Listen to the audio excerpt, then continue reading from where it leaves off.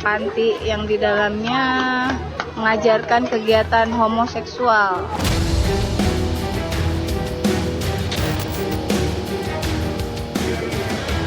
Pelaku ini kita sangkakan dengan persangkaan pasal 6 huruf C Undang-Undang Nomor 12 Tahun 2022 tentang tindak pidana kekerasan seksual.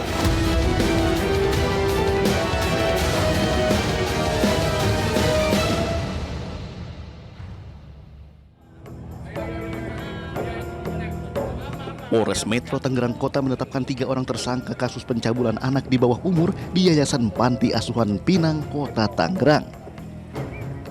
2 dari 3 tersangka sudah ditangkap, sementara 1 orang masih buron. Kedua tersangka yakni ketua yayasan inisial S dan pengasuh pondok pesantren inisial YB.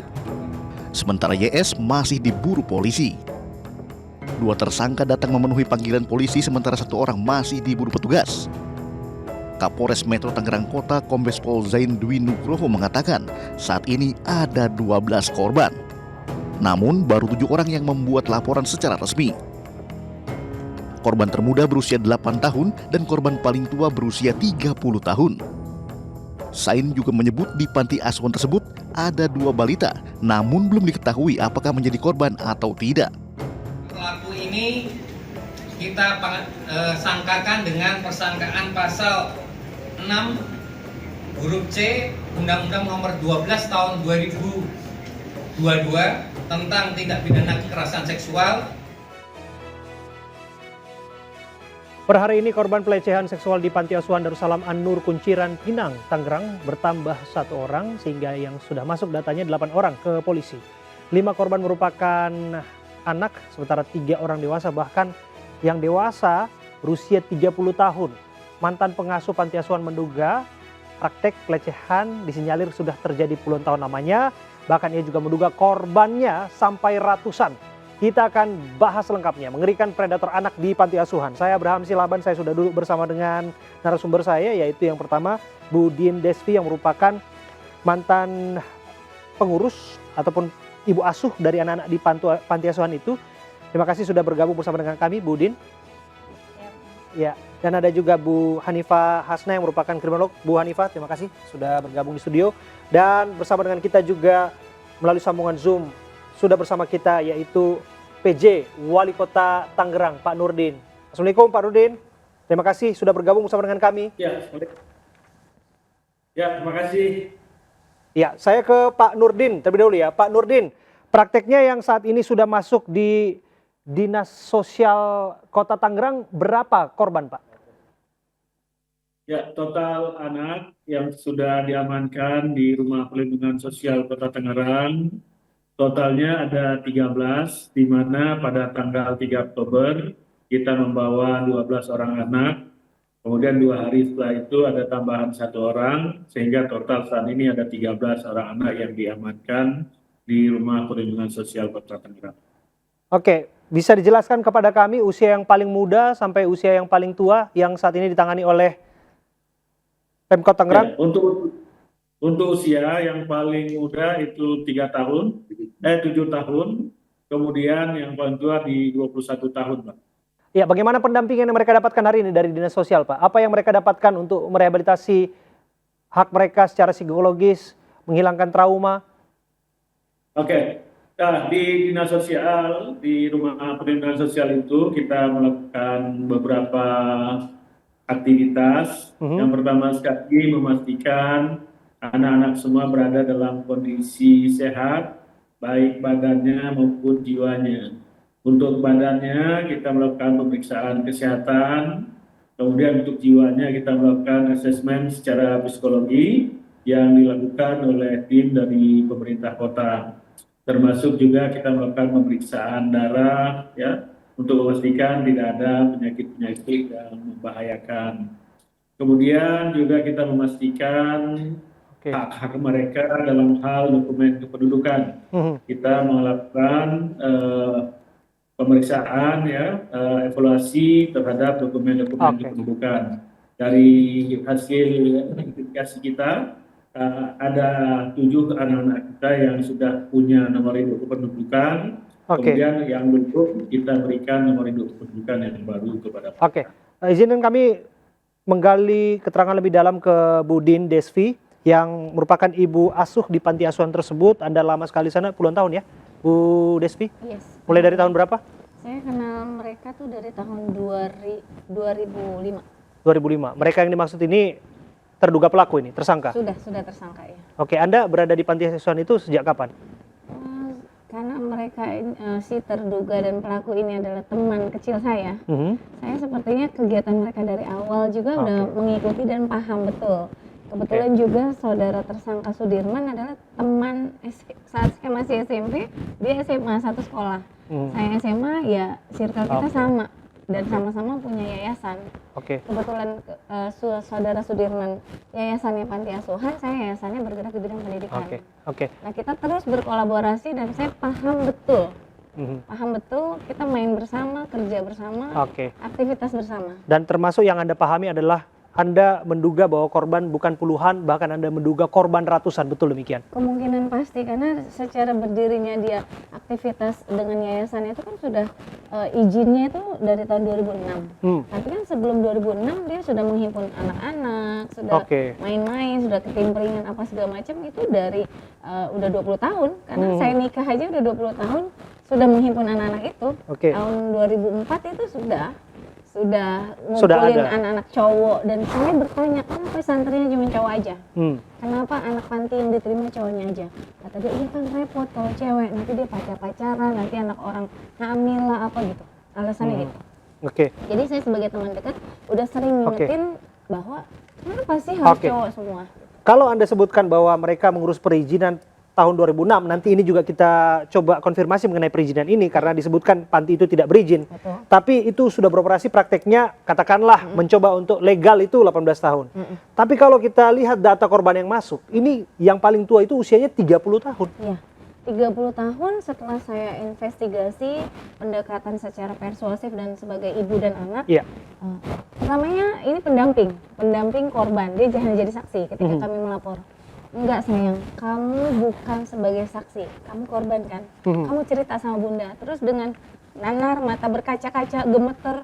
Dan saya tahu, saya 20 tahun kan ngajar mas, saya tahu anak ini mengalami stres, trauma atau enggak. Dan akhirnya, iya bun, aku juga pernah dilecehkan. What? Kenapa baru cerita?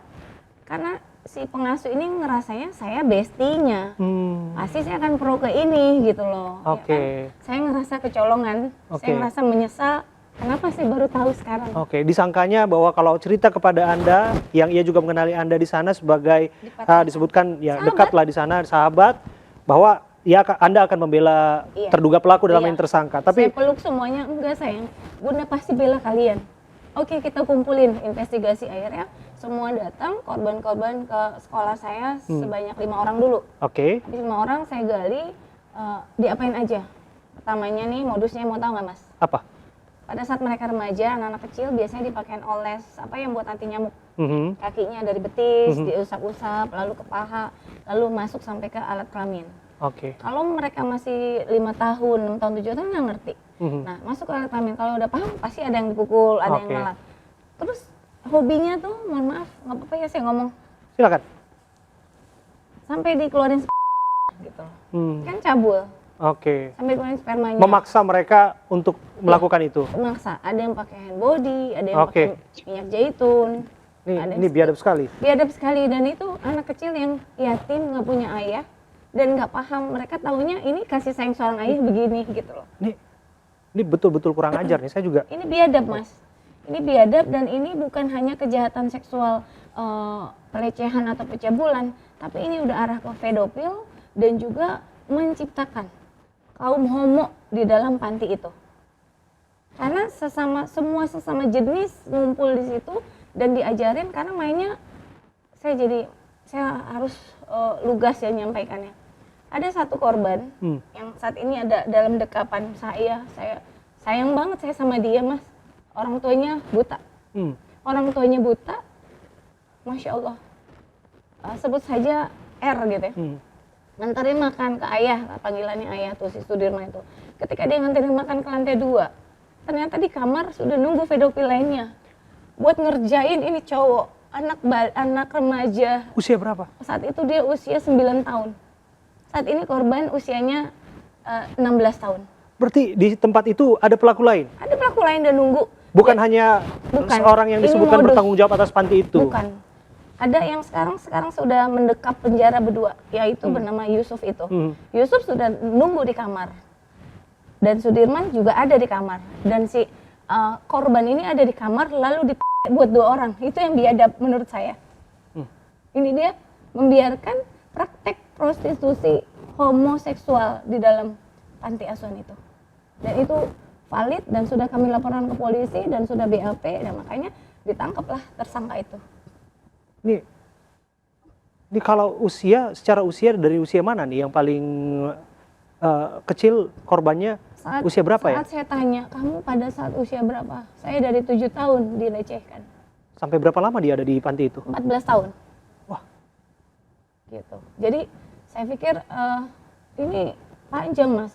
Untuk mereka bisa ngakunya nyicil-nyicil, terus saya gali lagi, sampai saya dampingin ke PPA ya, perlindungan perempuan dan anak gitu. Terus itu benar-benar mereka shock. Nanti Mas ada videonya di sini, saya bisa liatin yang mereka histeris, jerit, mereka pingsan. Buat cerita aja mereka pingsan. Bagaimana dia mengalami belasan tahun dicabulin oleh orang yang berkedok Islami itu. Yang Anda maksud berkedok Islam dianggap agamis di lingkungan sekitar? Iya, saya nggak percaya. Setiap ketemu mulutnya yang subhanallah, Allah Akbar gitu kan. Na'udzubillah, ini penistaan agama. Dia pakai kedok itu. Tentu dalam hal ini yang salah bukan kedoknya, yang salah adalah orangnya itu. Iya, betul. Karena pelakunya dalam hal ini, karena bagaimanapun dia kalau mengatasnamakan apapun itu melakukan kejahatan tentu tidak bisa dibenarkan. Betul, dan polisi merilis bahwa pelaku yang sekarang sedang bersama saudara Sudirman adalah mantan anak didik, mantan anak asuh yang dulu juga jadi korbannya Sudirman. Yusuf ini korbannya Sudirman, sehingga Yusuf mencabuli adik-adik asuhnya. Luar biasa. Dan ini bereret Mas, ada sekian anak.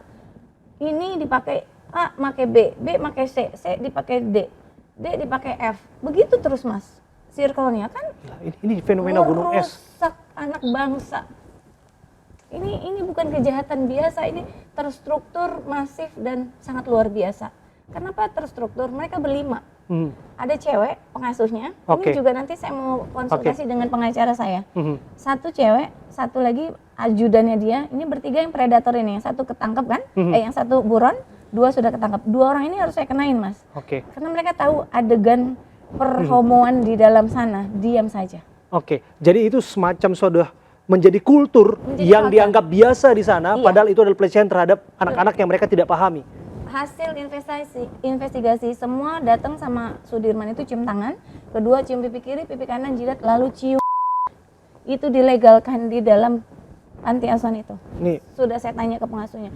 Yang sadar buru-buru keluar, buru-buru kabur. Yang nggak sadar di situ terkumpul. Jadi total berapa orang pelaku yang terlibat dalam hal ini dari pengetahuan Anda? Yang sudah dilaporkan polisi dan sudah ditetapkan jadi tersangka 3. 3, 1 buron kan? 1 buron.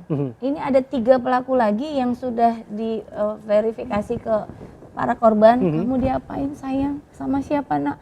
Sama ini bunda. Diapain? Dimasukin aku sama ini bunda. Terus kamu diapain lagi? Diapain bunda? Diiniin bunda? Diituin bunda. Saya ngenes, nggak kuat. Dan ternyata ada pelaku yang saya mau laporkan ini masih di bawah umur. Masih di bawah umur juga? Masih di bawah umur. Nah, ini predator, korban yang akhirnya menjadi predator karena kekurangan edukasi bahwa ini pelecehan sayang. Ini pencabulan nak, ini nggak boleh dibiarkan. Ini tentu tidak bisa diterima dan izinkan kami untuk membuka kesempatan bagi siapapun ya. Kami membuka hotline ya. Ini ada hotline yang merupakan tempat pengaduan bagi Anda di luar sana yang mendengarkan informasi ini dan menjadi korban atau kenal dengan kerabat yang juga menjadi korban. Jangan ragu untuk menghubungi nomor WhatsApp pengaduan 082211000110.